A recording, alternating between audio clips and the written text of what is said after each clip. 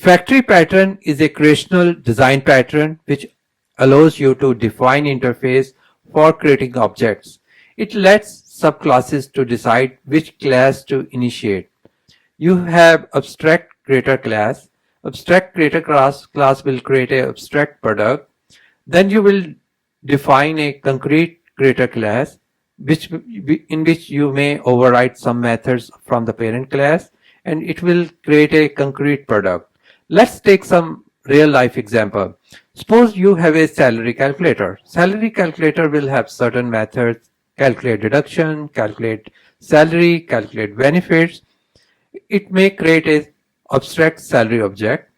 Then you define a concrete full-time employee salary calculator.